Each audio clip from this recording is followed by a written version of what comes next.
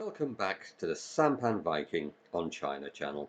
This is an unplanned and should be a very short video just to reflect the nature of the developments over the last 24 hours, which do seem to be a major uptick in the level of activity and hostility in the Ukraine, and especially, of course, across the Donbass contact line between Ukrainian and breakaway Republic forces.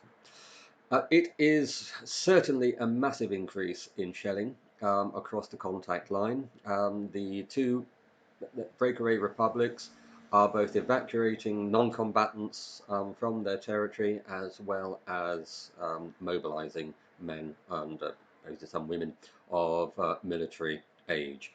They are clearly expecting something. We know that the Ukrainians have been trying to get into an attack position since last spring, which was very pretty effectively stillborn by the massive deployment of Russian troops on the border then. And so it does seem rather strange that we are back at this position when there are apparently now, we are being told, up to 190,000 Russian troops gathered around the borders of Ukraine. Again, a figure that's completely unverified. We don't know exactly where they are. Somebody said that they are now starting to uncoil and move towards the border. And we're how far away from? 100 miles, 200 miles, 300 miles. Some of the units that appeared on maps, and I have to say, the maps that the BBC have produced over the course of the last few weeks have been absolutely laughable. If anybody's seen them, they've taken an area, they show an area about the size of Western Europe. It shows all of Ukraine, Belarus, large parts of Kaliningrad, quite a bit of the Baltic states, large bits of Romania. They take Russia, but if they hadn't cropped Russia where they had in the east, you'd be showing the Kazakhstan border. And that some of the units are virtually on that border, as described as being on the Ukrainian border. Just goes to show how farcical so many of the claims that are coming out of the Western media really are. But moving on from that, we have also got an uptick of rhetoric. It may simply all be a bit of theatrics on all sides to coincide with the Munich conference that's happening today, um, with people, Boris Johnson making his Churchillian speeches, intelligence officers talking about our threats to our way of life. How exactly something that affects largely Russian-speaking people of Russian heritage next door to Russia, which may or may not be about to come back under Russian control, affects my way of life here in the UK, I do not understand. I'll also make another point that for millions and millions of people in this country, those that have to go to food banks, those that work on zero-hour contracts, those that have sky-high rents and absolutely no job and rental security, and those who are currently facing the skyrocketing cost of living, especially energy costs, terms such as change our way of life don't exactly come across as a threat, but more like a promise of hope. But the people who say this tend not to think about this, and no doubt are speaking about their own way of life, which no doubt is very comfortable indeed, courtesy of the status quo, and I can understand why they wouldn't want it to change. Never mind. Moving on. What I would say this morning, I listened with incredulity. I mean, the two people that the Radio 4 Today program chose to speak on behalf of the US in relation to the Munich conference were Senator Ted Cruz and General Petraeus. Um, what can you say to that? Nothing like a balanced discourse at all. And these men were able to speak without being challenged. These are reporters where if somebody comes on they don't like, they interrupt every other phrase and word.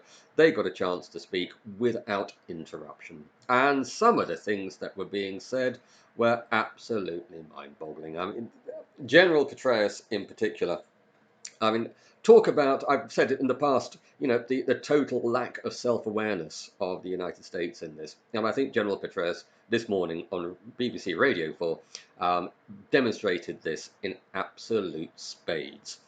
talking about why he thinks a Russian invasion of Ukraine was imminent, because the force posture on the borders of Ukraine are exactly like those that we had on the borders of Iraq when we invaded in 2004. Oh, head pies palm. What can you say to that? And if he wasn't done with that, he then went on to say and if they do go in, don't worry, we'll be able to make life very difficult for them with the plucky Ukrainians who will fight back, and we will supply them just as we supplied the Mujahideen against the Soviet Union in Afghanistan back in the 80s. Well, another great foreign policy success, General Petraeus. Thank you very much for reminding us of your illegal invasion of Iraq and your pretty disastrous and legally dodgy carryings on in Afghanistan over the last half century. Well, and what can you say? Seriously, what can you say? And this following on the kind of tripe that's been coming out that. That we think they had special targets have been chosen in Ukraine, they might head for the capital. Well, no shit, Sherlock. It defies belief, it really does. But is there actually anything going on beneath the surface of this that it is serious and that we should be worried about? Well, I suppose we should be worried. Anything that has the possibility of starting military activity at any level needs to be taken seriously. And despite the frivolity and levity of my previous comments, it doesn't take away from the fact that it is serious, and I take it seriously. And there is nothing more serious than the prospect of two major powers shooting at each other, especially when they are nuclear powers, because we all know where that can very easily lend if things were to spiral out of control. But in terms of where we really are, yes, there's a ratcheting up, but of itself, is this the kind of thing that I could see Putin intervening with? Even an attack on the Donbass, if it's just an attack, an offensive that doesn't go anywhere, would he come in? We saw this in 2014-15, where we think that the Russians did actually intervene physically on the ground. Is where the Donbass forces were being pushed over effectively by the weight of the Ukrainian army advance. If that were to happen again, yes, I mean that is what protecting the Russian people and the republics means. Not necessarily responding to every shot that's fired across the contact line. So I think it would be a massive offensive that was starting to gain ground, and not the kind of thing that could easily be blamed on. I mean, they would blame the Donbass militias for starting it, but it's not a credible blame, and especially when they see overwhelming force starting to crush these militias. At that point, then Putin can say, "In we go." And everybody knows that. So it's difficult to see the circumstances under which you'd get there. Nobody commits suicide. As I said in the previous video, the Ukrainians know they're not going to get boots on the ground from their NATO friends. They're on their own, and on their own against the massive forces that they can see, or we are told are there.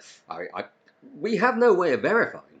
We've been given no evidence, one way or the other, just how real these numbers are, and the kind of numbers that they show on the BBC maps. Well, they don't add up to anything like if their absolute scale, for legends is anything to go for deployment. It doesn't come for anything like this figure, so it may very well be a purely fictitious figure put out by the West. And of course, the Russians know better than to get into a denial or acceptance game. If it's not that, well, how many is it? So just ignore it and just let the West say whatever that they like, and just say the whole thing is ridiculous, which is about the best thing really that they can do. Do they have? Well, they do have vast numbers on the border. then the Ukraine would be committing suicide if it launched a major attack in this way. And if there aren't vast numbers on the Russian border, then the whole thing is a fiction to create a false flag, effectively, for the Ukrainian army to attack the Donbass republics. And I'm sure there would be a response from the Russian military, but yeah, that could take many, many forms, and as many people said, the most likely reaction would be airstrikes and long-range artillery, just enough to degrade the ability of the Ukrainian army to do anything significant, do any significant damage, and force them to retreat. And that probably would be more than enough. And that would, under those circumstances, when an attack had already started, that would tear East and West apart. The idea that Putin is going to conveniently perform to order and send all his troops into the Ukraine at America's bidding, I think, is part of their delusional mindset. It's not going to happen. Putin will get the maximum result with the minimum outlay. And only in the last resort, when all else is lost, would a full invasion be launched. Of that, I am absolutely sure. And that he is more than happy for the current circumstances to carry on indefinitely, looking at the damage that it's doing to the Ukraine, which we have discussed in previous videos. So there we are. As things appear to be getting out of hand, I thought I'd just give a quick update and a few thoughts on why I don't think we are going to see. I know the wisest thing would have been to have waited a few days to see if anything did happen, and whatever did happen, come on vid camera and say, well, I told you so. But no, I'm going to stick my neck out and say I do not believe anything is going to happen unless there is a massive provocation from the Ukrainian NATO side. And we know what those provocations are. The red lines have been laid out. A massive offensive against the Donbass republics by the Ukrainian army, a declaration of war by the Ukraine against the Russian Federation, or preparation to sign articles of NATO membership by the Ukraine into NATO. I can't see any of those three being likely to carry on. So despite the sound and fury, very little happens. It continues on the ground. But I know a lot of people are getting very, very concerned by the things and the developments that they're seeing reported in the media today. Again, I can only say that everything, pretty much everything you see and read, comes out of Washington and the Western media. What Putin will do, only Putin knows, and Putin is by far the sharpest knife in the block out of the lot of them, and he isn't going to be anybody's fool of that, I am quite sure. Well, thank you very much for listening. I hope you enjoyed. I hope you learned something from it. If you liked, please press like. If you want to share, please do. If you don't subscribe to this channel already, please hit the subscribe button. It's free and it helps the channel to grow. If you would like to leave a comment regarding your thoughts on this particular video or on the channel in general, please do so. I'll be happy to respond to the best of my ability where it is appropriate to do so. Thank you very much, and I hope you join me in the next video.